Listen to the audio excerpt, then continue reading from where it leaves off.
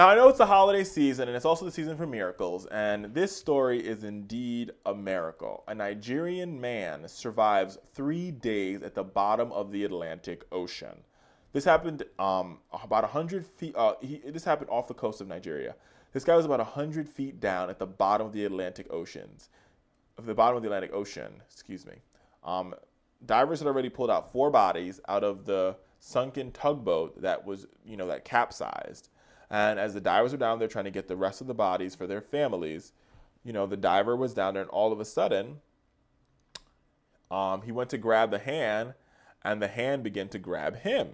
And that hand was the hand of Harrison Okene, the tugboat's Nigerian cook, who survived 3 days by breathing in even an ever-dwindling air supply, an air pocket that was left after the boat had sunken. And this is a story. This is so miraculous. And I want to read this part. It blows my mind. And as the temperatures dropped to freezing, the water temperatures, Okene, dressed only in his boxer shorts, recited poems his wife had sent him via text earlier prior to the boat capsizing. The prayer for deliverance. And the prayer for deliverance reads the following: "O God, by your name, save me. The Lord sustain my life." And he would repeat that over and over again as the frigid and cold Atlantic waters basically subsumed his body besides the air pocket that he had.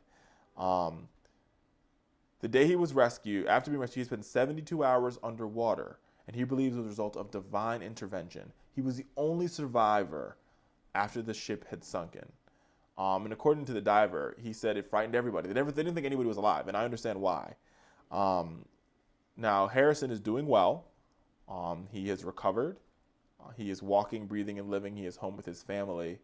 And then he says it. It's just such a miraculous story. It really is a Christmas miracle. He started calling on the name of Jesus, he said. He told the nation. "I started reminiscing on the verses I had read before I slept.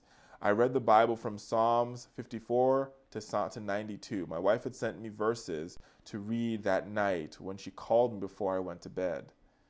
He survived on a single bottle of Coke for 72 hours. Can you just imagine, being stuck at the bottom of the Atlantic and saying, "Oh my God, they're never going to come get me. Nobody knows I'm down here. I'm going to die a slow and painful death."